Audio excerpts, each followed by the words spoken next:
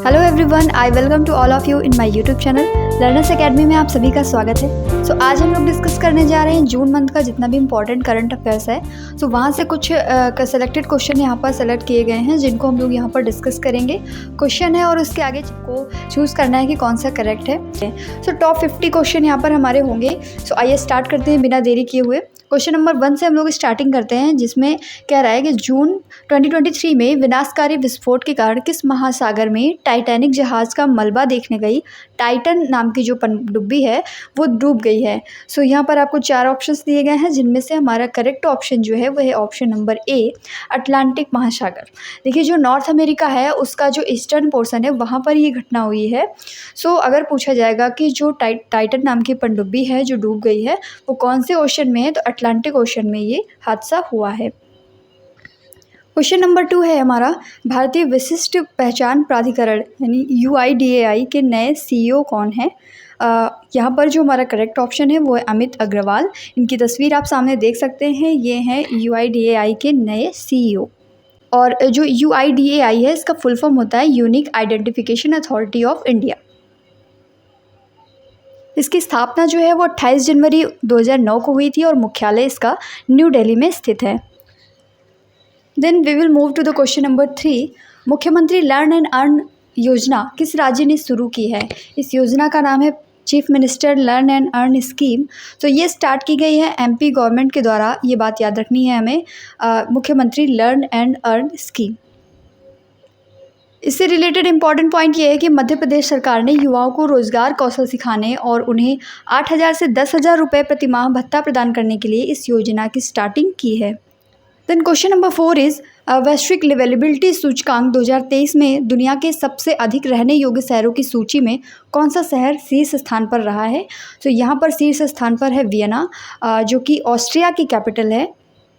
अगर हम बात करें कि ऑस्ट्रिया कहाँ पड़ता है, तो ये एक यूरोपियन कंट्री है जिसकी कैपिटल है वियना। तो अगर क्वेश्चन पूछा जाता है कि जो वर्ल्ड का लिवेबिलिटी सूचकांक आया है उसमें सबसे अधिक रहने योग्य शहरों की सूची में कौन टॉप पर रहा है, वो है वियना, जो कि ऑस्ट्रिया की कैपिटल है। अब बात की जाए कि इस सूचकांक का आधार क्या होता है, तो इसमें कई सारी चीज़ें शामिल हैं। जस्ट लाइक रैंकिंग इसकी होती है स्वास्थ्य के आधार पर, शिक्षा के आधार पर, स्थिरता है और जो भी पर्यावरण सहित कई सारे इंपॉर्टेंट फीचर्स हैं जो कि देखे जाते हैं। और 173 शहर इसमें शामिल हैं। इन 173 देशों की सूची में भारत के भी 5 शहर शामिल किए गए हैं, जो कि हैं बेंगलुरु, अहमदाबाद, दिल्ली, चेन्नई और मुंबई। इसमें न्यू दिल्ली का अगर प्लेस देखा जाए तो 141वां है और वहीं पर मुंबई का जो स्थान है वो 144वां है। सबसे कम रहने योग्य शहर जो है वो दमिश्क है, जो कि सीरिया की राजधानी है। और इसे कौन जारी करता है, इकोनॉमिस्ट इंटेलिजेंट यूनिट, जिसका शॉर्ट फॉर्म होता है EIU, जो कि लंदन में स्थित है, ये इसको जारी करता है। Then next important question, GIFT City Limited के नए अध्यक्ष कौन बने हैं। सो यहाँ पर जो आपको ऑप्शंस दिए गए हैं उनमें से ऑप्शन आपका करेक्ट है ऑप्शन नंबर ए, हसमुख अधिया, जिनकी तस्वीर आपके सामने है, ये गिफ्ट सिटी लिमिटेड के नए अध्यक्ष बनाए गए हैं। Next question, global gender gap index 2023 में भारत किस स्थान पर रहा है। सो इंडिया की प्लेस रही है इस बार 127 और इस सूचकांक में पाकिस्तान के स्थान की बात करें अगर हम लोग तो 142 रहा है। बांग्लादेश का 59 रहा है, जो कि एशिया में टॉप पर है, साउथ एशिया में। और यहीं पर अगर चाइना की बात की जाए तो 107 प्लेस है एंड नेपाल का 116 प्लेस है और श्रीलंका का 115 और भूटान का 103। इस सूचकांक में आइसलैंड जो है फर्स्ट प्लेस पर रहा है। देन रिसेंटली फिनलैंड के नए प्रधानमंत्री बनाए गए हैं, जिनका नाम है पेटेरी ओर्पो। इनकी तस्वीर आप सामने देख सकते हैं, पेटेरी ओर्पो ये बने हैं फिनलैंड के नए प्रधानमंत्री। तो अगर हम लोग बात करें फिनलैंड की, तो ये एक यूरोपियन कंट्री है जो कि आपका स्कैंडिनेवियन कंट्रीज़ के जस्ट बगल में पड़ता है। यूरोप के नॉर्थ पोर्शन में पड़ने वाला ये कंट्री है। सो यहाँ के जो नए प्रधानमंत्री बने हैं जिनका नाम है पेटेरी ओर्पो। फिनलैंड की अगर हम लोग राजधानी की बात करें तो इसकी राजधानी है हेलेंस्की।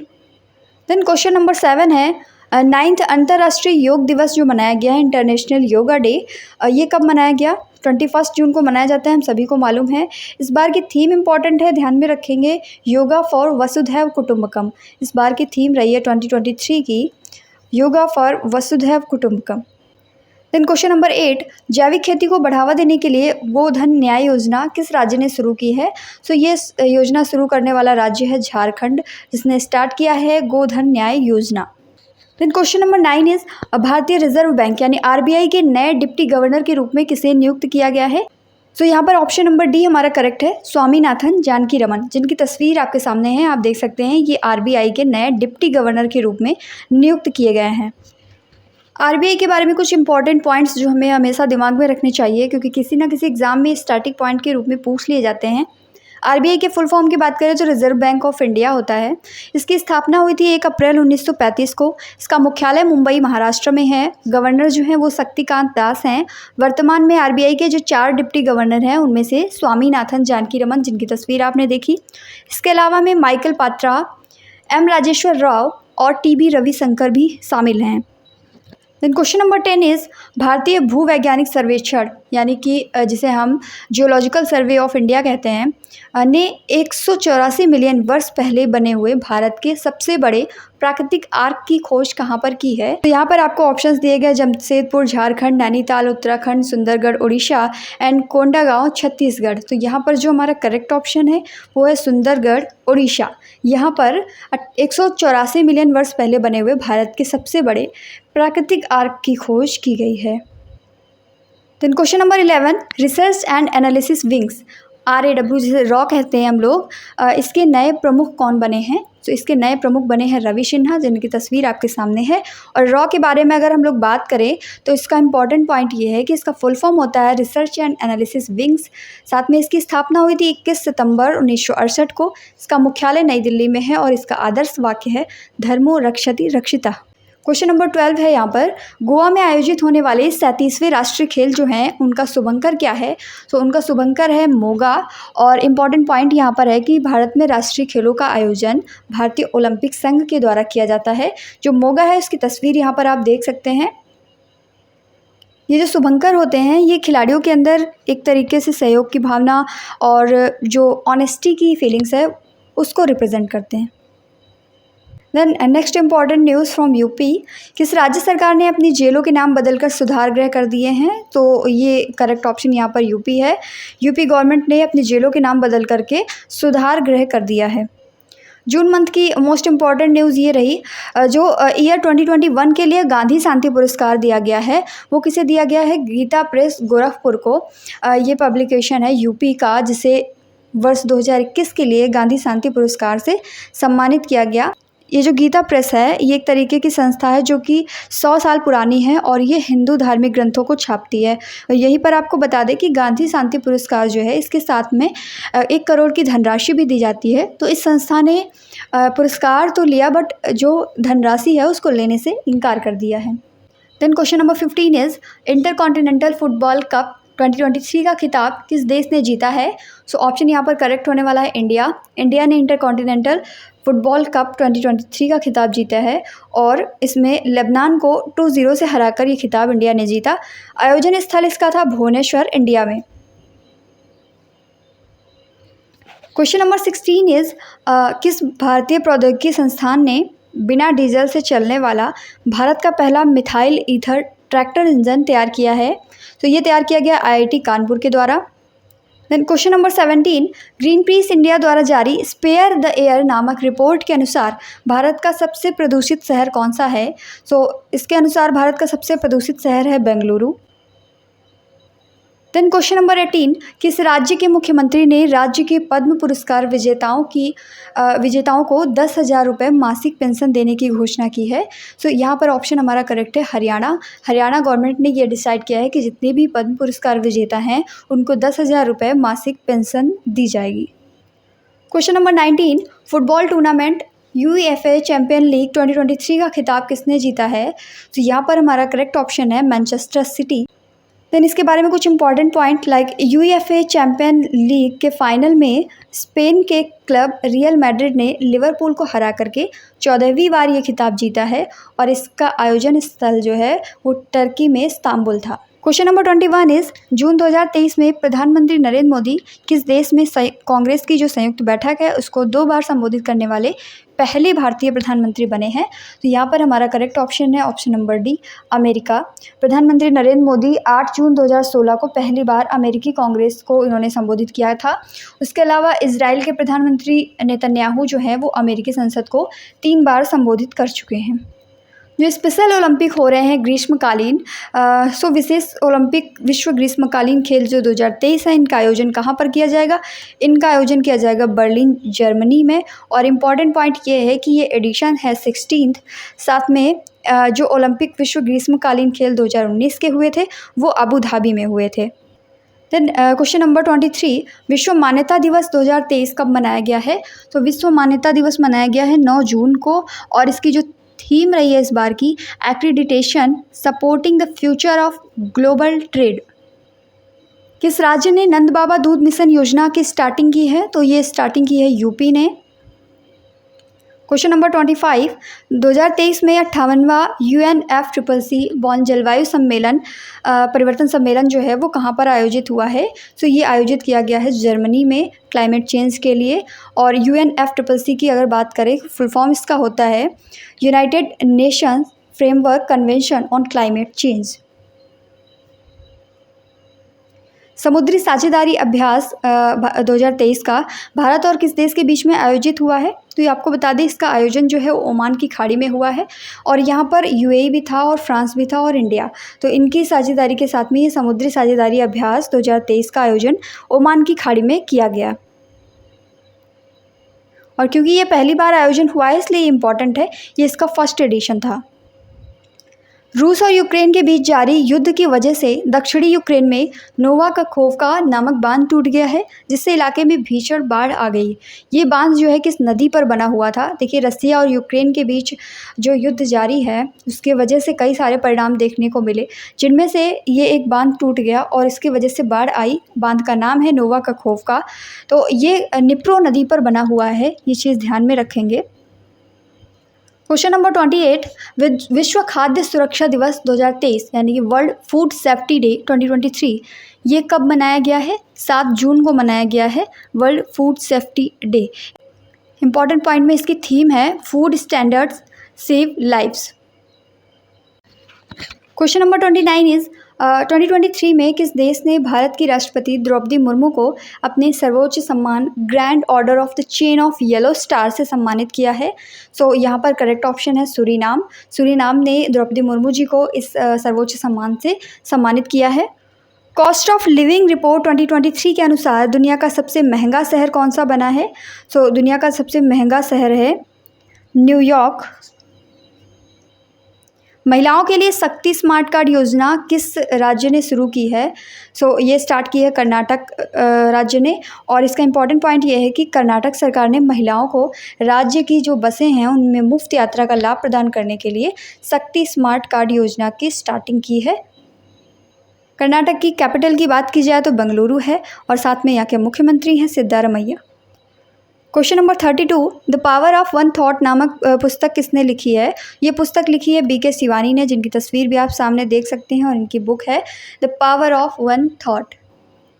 जापान को पछाड़कर दुनिया का दूसरा सबसे बड़ा स्टील उत्पादक देश कौन सा बना है? सो इंडिया बन गया है अब वर्ल्ड का सेकंड लार्जेस्ट स्टील प्रोड्यूसर। जो हमारा फाइनेंशियल ईयर था 2022 एंड 23 वाला, उसमें भारत ने 6.02 मीट्रिक टन के आयात के मुकाबले 6.72 मीट्रिक टन तैयार करके स्टील का निर्यात किया है। अगर बात की जाए कि दुनिया में स्टील का टॉप प्रोड्यूसर कंट्री कौन सा है, तो वो है चाइना। सेकंड नंबर पर अब इंडिया है। भारत की पहली solar city, India's first solar city कौन सी बनेगी? तो यहाँ पर जो इंडिया की फर्स्ट सोलर सिटी बनने जा रही है वो है सांची, मध्य प्रदेश में स्थित ये शहर है सांची। ये बनेगा भारत का पहला सोलर सिटी। क्वेश्चन नंबर 35, विश्व पर्यावरण दिवस पर प्रधानमंत्री नरेंद्र मोदी ने रामसर स्थलों के संरक्षण के लिए एक योजना स्टार्ट की है, उसका नाम बताना है। उस योजना का नाम है अमृत धरोहर योजना। अब क्योंकि ये योजना रामसर स्थलों के संरक्षण के लिए है, इसलिए ये जितने भी वेटलैंड्स होंगे, जितने भी आर्द्र भूमियाँ होंगी, उनके संरक्षण के लिए काम करेगी। अमृत धरोहर योजना जो है वो मेनली झीलों के महत्व और उनके संरक्षण पर जोर देती है।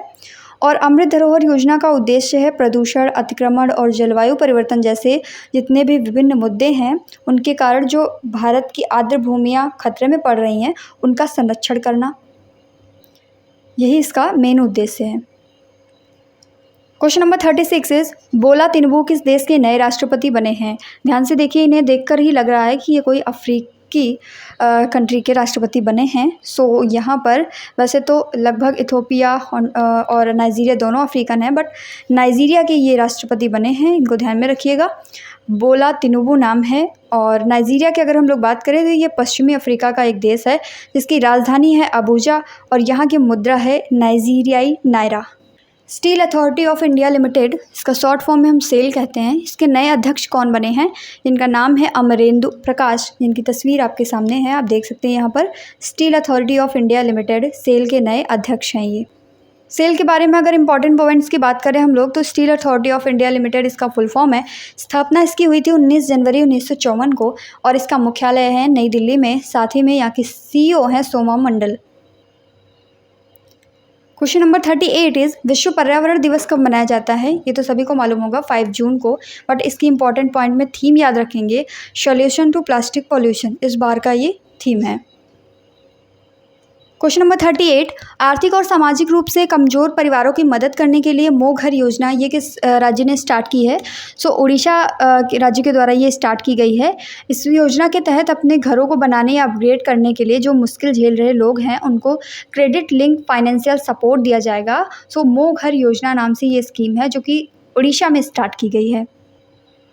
उत्तर भारत का सबसे बड़ा चिड़ियाघर है जम्बू चिड़ियाघर, ये कहाँ पर खोला गया है? ये जम्मू कश्मीर में खोला गया है। विश्व मौसम विज्ञान संगठन यानी WMO की पहली महिला महासचिव कौन बनी है? सेलेस्टे सोलो इनका नाम है। और अगर WMO की बात की जाए तो इसका फुल फॉर्म होता है वर्ल्ड मेट्रोलॉजिकल ऑर्गेनाइजेशन, जिसकी स्थापना हुई थी 23 मार्च 1950 को और इसका मुख्यालय जिनेवा स्विट्ज़रलैंड में। इसके सदस्य देशों की बात करें तो 193 सदस्य देश हैं। यहाँ पर मौसम विज्ञान संगठन की जो महिला महासचिव बनी हैं इनका नाम याद रखेंगे सेलेस्टे सोलो। नेम चेंजमेंट में एक इम्पॉर्टेंट पॉइंट यहाँ पर औरंगजेब लेन जो था उसका नाम बदल करके अब डॉक्टर APJ अब्दुल कलाम लेन कर दिया गया है। ये जो औरंगजेब रोड थी, औरंगजेब लेन के नाम से जानी जाती थी, ये अब doctor APJ Abdul Kalam road के नाम से जानी जाएगी। वर्ल्ड नो टोबैको डे यानी कि विश्व तंबाकू निषेध दिवस ये कब मनाया गया? 31 मई को ये मनाया गया है। और इम्पॉर्टेंट पॉइंट में इसकी थीम याद रखिएगा, we need food not tobacco.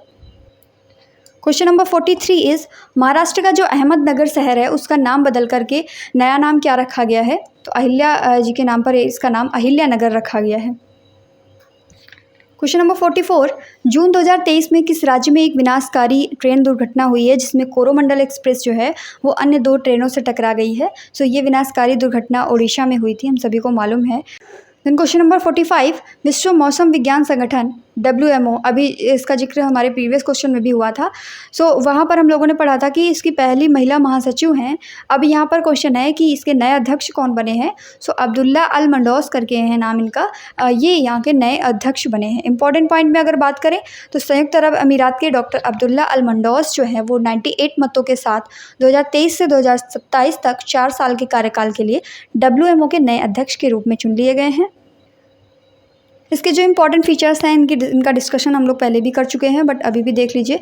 World meteorological organisation इसका फुल फॉर्म होता है। स्थापना इसकी हुई थी 23 मार्च 1950 को। मुख्यालय जिनेवा स्विट्ज़रलैंड में है और इसके सदस्य देश हैं 193। साथ में जो महासचिव हैं जिसका हम लोगों ने प्रीवियस क्वेश्चन में भी डिस्कशन किया, इनका नाम है Celeste Solo. Then important question, दुनिया का पहला 3D प्रिंटेड मंदिर किस राज्य में बनाया जा रहा है? यहाँ पर जो हमारा करेक्ट ऑप्शन है वो है तेलंगाना। यहाँ पर दुनिया का पहला 3D प्रिंटेड मंदिर बनाया जा रहा है। भारतीय भूवैज्ञानिक सर्वेक्षण यानी कि जियोलॉजिकल सर्वे ऑफ इंडिया के जो नए महानिदेशक बने हैं वो कौन हैं, हमें यहाँ पर बताना है। सो यहाँ पर दिए गए ऑप्शंस में से जनार्दन प्रसाद जी जो हैं वो जीएसआई के नए महानिदेशक के रूप में इन्होंने पदभार संभाला है। इसका फुल फॉर्म होता है जियोलॉजिकल सर्वे ऑफ इंडिया। स्थापना हुई थी 4 मार्च 1851 को और इसका मुख्यालय जो है कोलकाता में है। राष्ट्रीय संस्थान रैंकिंग फ्रेमवर्क 2023 यानी कि national institute of ranking framework, इसमें से कौन सा संस्थान लगातार 5वें साल शीर्ष पर रहा है? सो आईआईटी मद्रास है जो कि 5वें साल लगातार शीर्ष पर रहा है। इंपॉर्टेंट पॉइंट्स की अगर हम लोग यहाँ पर बात करें तो अलग अलग श्रेणियों में रैंकिंग देख सकते हैं। समग्र रैंकिंग में पहला स्थान जेएनयू का रहा है। इंजीनियरिंग में आईआईटी मद्रास। कॉलेज में अगर बात करें तो मिरांडा हाउस जो कि दिल्ली यूनिवर्सिटी का है। और रिसर्च में पहला स्थान आईएससी बेंगलुरु का रहा है। इनोवेशन में आईआईटी कानपुर आगे है। मैनेजमेंट में आईआईएम अहमदाबाद है। और लॉ में पहला स्थान रहा है national law school of India university Bengaluru. Latvia के पहले समलैंगिक राष्ट्रपति कौन बने हैं? सो यहाँ पर हमारा करेक्ट ऑप्शन है एडगर रिंकेविक्स। ये लातविया के पहले समलैंगिक राष्ट्रपति बने हैं। और लातविया की राजधानी की बात की जाए तो इसकी राजधानी है रीगा और यहाँ पर मुद्रा चलती है यूरो। लातविया जो है एक यूरोपियन कंट्री है। क्वेश्चन नंबर 50 एंड आज का लास्ट क्वेश्चन ये हमारा होगा, शहरों या विदेशों में काम करने वाले लोगों को अपने गाँव के साथ फिर से जोड़ने के लिए किस राज्य ने मातृभूमि योजना स्टार्ट की है? सो ये स्टार्ट की गई है उत्तर प्रदेश गवर्नमेंट के द्वारा। इंपॉर्टेंट पॉइंट्स के तहत इस योजना के तहत ग्रामीण क्षेत्रों के विकास में राज्य के लोगों की भी बराबर भागीदारी होगी और विकास कार्यों के लिए 50% राशि जो है वो सरकार द्वारा वहन की जाएगी और शेष 50% संबंधित व्यक्ति को देना होगा। तो इस योजना का नाम क्या है? मातृभूमि योजना। स्टार्ट की गई है यूपी गवर्नमेंट के द्वारा। सो आई होप आज जितने भी जून मंथ के करंट अफेयर्स के क्वेश्चंस कराए गए हैं ये आपके लिए हेल्पफुल हैं और आपको पसंद आए होंगे। अगर वीडियो अच्छा लगा हो तो वीडियो को लाइक करना ना भूलिएगा। चैनल को सब्सक्राइब कर लीजिएगा ताकि इसी तरह की जो इंपॉर्टेंट वीडियोस का कलेक्शन है वो आपके पास मिल सके। और बेल आइकन को भी प्रेस कर दीजिए ताकि जितने भी नोटिफिकेशंस हैं वो आपको सबसे पहले मिल सकें। अगर इसी तरीके का जनवरी, फरवरी, मार्च, अप्रैल और मई मंथ का रिवीजन आप करना चाहते हैं तो चैनल पर विजिट करके या डिस्क्रिप्शन में जाकर के आप प्लेलिस्ट देख सकते हैं। सभी मंथ की मंथली करंट अफेयर्स की प्लेलिस्ट पड़ी हुई है। वीकली करंट अफेयर्स की प्लेलिस्ट भी आपको मिल जाएंगी। सो वहाँ पर विजिट करके आप उन्हें कवर कर सकते हैं। Thank you.